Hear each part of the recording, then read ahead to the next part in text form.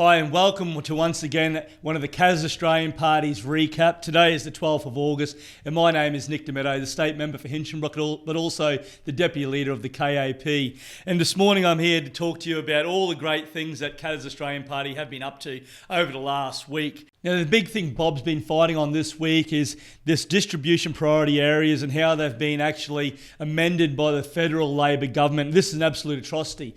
We've got a problem right now with rural GPs and being able to actually attract rural GPs to the areas. Now, it doesn't matter if you're in Cardwell, Booyah, Mount Isa, or even Innisfail, it's hard to find a GP and be able to get them to move to regional Queensland at the moment. And some of the ways we've been able to attract them in the past through the distribution priority areas has been either rurally bonding them through their training to certain areas, but also through the Medicare rebate and how that scheme works and the bulk billing scheme works, actually paying doctors a little bit more to be working in regional Queensland. Unfortunately, the Labor government's had some sort of, as I say, a brain fart here, and they're actually going to extend this to Canberra, Hobart, and get this one for Queensland, the sunny coast. Every doctor in Australia is going to want to go to the sunny coast after extending this, and it's going to do absolutely nothing for regional Queensland.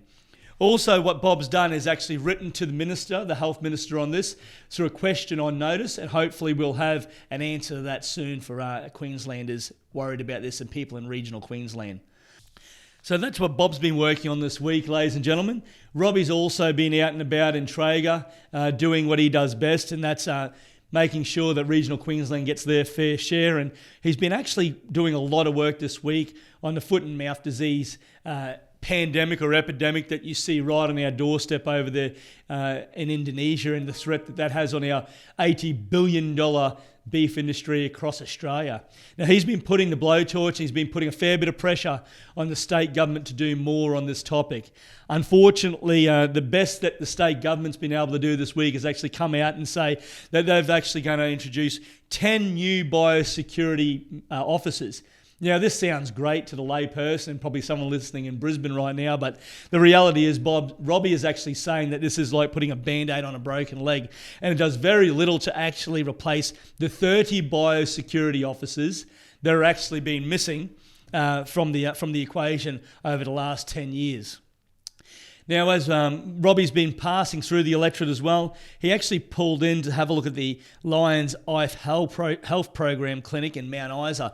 Now, the Lions Health Eye Program actually makes sure that kids with vision issues are being seen to in regional Queensland, and making sure some of those Indigenous communities also have the access to that eye health. Another huge thing that's happening in Mount Isa this week that Robbie's a part of is the Mount Isa Rodeo, the largest rodeo in the Southern Hemisphere. Now, Robbie's been there to the Mount Isa Rodeo Hall of Fame dinner, rubbing shoulders with not only rodeo royalty, but getting out there and understanding what's happening in the rodeo scene. And he also participated in the parade that went through town, the street festival that happened this week. Pretty big thing for Mount Isa, and like I said, the largest rodeo in the Southern Hemisphere. It's something everyone should actually get out and check out sometime.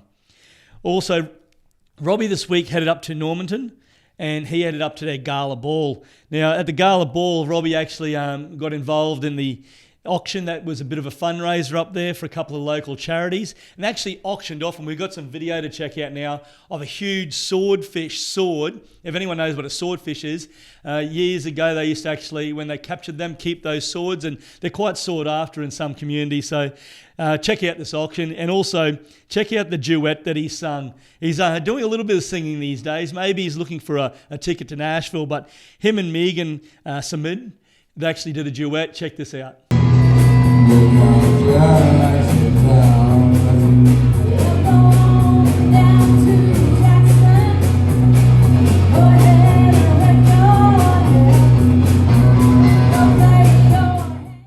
He's a hidden talent when it comes to his singing, and he might even be able to find himself as an auctioneer one day. Look at him go.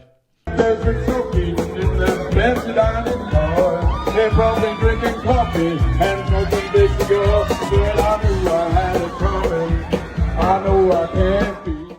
So one thing that Shane's been working on in Mission Beach this week is the Mission Beach Promenade Revitalisation Project. Now, I know that he's been working with the state government as well as the local council to basically find joint funding to make sure this project goes through to fruition. And it's great to see that we're seeing that money is being spent on social infrastructure to make places like Mission Beach more livable. Not that they're not like living in paradise already. Also, Shane and the council were able to secure $3.6 million from the state government towards the revitalisation of this promenade. This is a great outcome for not only Mission Beach community, but also the Hill electorate. While he's also been out and about this week, Shane's been at the Mission Beach Rotary Park markets where he caught up with a number of business people and constituents. And I'm sure if there was a couple of coffees or cakes there, Shane would have been able to dig into them as well. Shane also found himself at Innisfail Horse and Pony Club organisation. They were there for the Great Northern Bull Ride. Now, I don't think Shane was as brave as me getting on the back of a bull, but he definitely would have been there kicking the bull dust around, I reckon. It's great to see Shane getting out and about with these people. While Shane's been out and about in the Hill electorate this week, he's also spent some time in Innisfail with Sam Panago from the Innisfail Bill Fishing Tournament. Now, that kicks off this week, and we'll see competitors out there chasing all sorts of species, but I'm sure the billfish, the marlin and the sailfish will be top of the list for people to be chasing out there. And it's great to see that not only the economic benefit from Innisfail from this tournament, but also seeing visitation to the area. It's great to see that this is another year that this has been successful. Also, while the other guys have been busy this week, I haven't been no slouch around the area as well. So I've been focusing on the Hinchinbrook electorate as usual, as also as getting into the Townsville electorates, trying to do a little bit of work on expanding the party's portfolio in these areas. We're getting a lot of negative feedback around the local members in these areas and the representation they're making to state government. So I've been working hard to not only be the representation that they're missing out on, but also showing people that either we're going to put the pressure on the state government to change certain things this year and over the next 2 years, or we want to educate people who's going to be on their side after the next state election. One thing that's come up this week is the record coral growth cover that's been reported by AIMS in their latest coral report. Now, the state of the reef has been demonised over the last 10 years.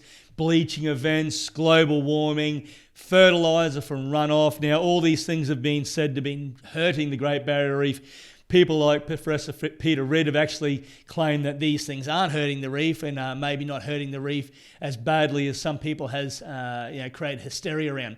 And the AIMS report seems to point in the direction that maybe Peter Ridd was right.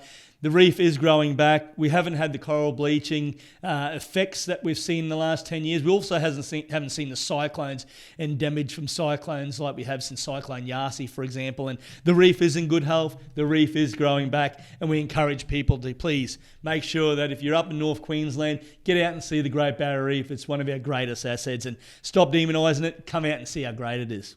We've also had some negative things happen in the electorate this week, which I'm not very proud of, and we need to be making sure that we're shining a light on this stuff as well. So we had some vandalism done to the Keith Payne Park, the Rotary Park, as well as the Botanical Gardens in Ingham this week. So we've been spending a lot of state and council funding on making sure we're beautifying the parks, whether it's doing up the parks after we got rid of the flying foxes in the Botanical Gardens and planting plants, and also doing up the areas, those swing set areas, those playgrounds for kids to enjoy. But unfortunately, vandalism has happened in a couple of areas, and we want to nip that in the bud as quickly as possible. And it's actually something I represented the community on in front of the media yesterday, but also meeting with the new acting chief superintendent for the Northern District here.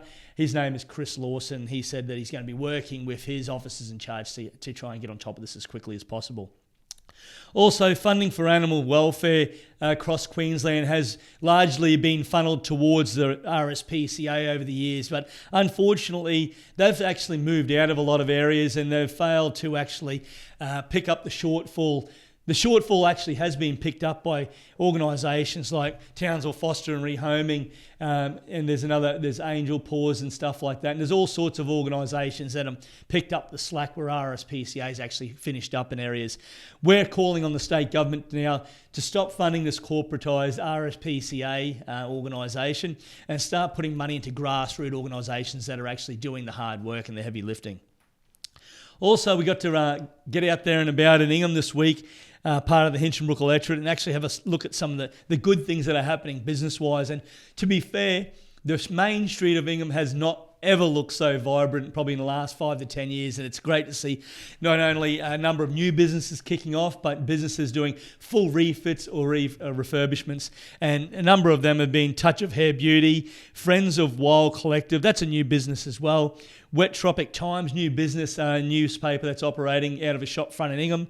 We've also got Ballagaga Designs, that's a new business as well, Spinifex Electrical, and we've also got Whole Wellbeing Initiative, that's another new business.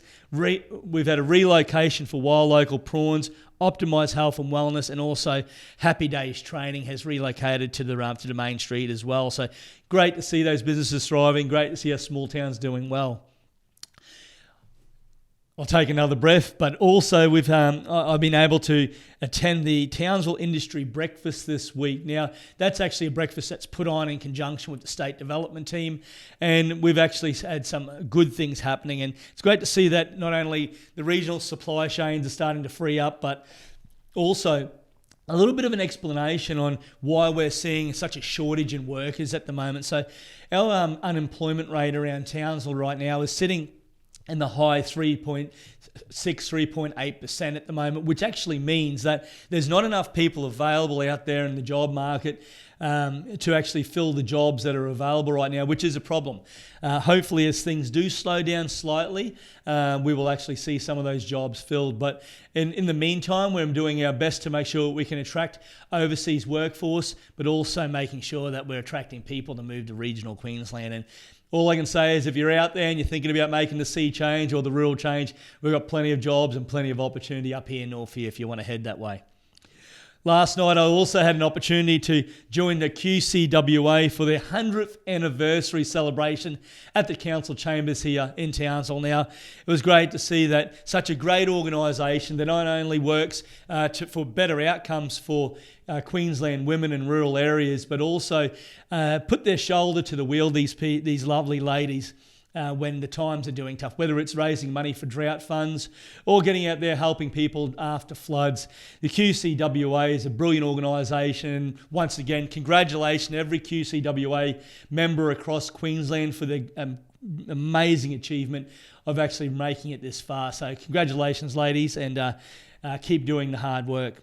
Also, while I'm here with you this morning, I must ask you all to ensure to subscribe to our YouTube channel. That'll make sure that every time a recap is uploaded, that you're notified, so you can make sure that you're not missing out on a second of what the KAP team have been up to on a weekly basis.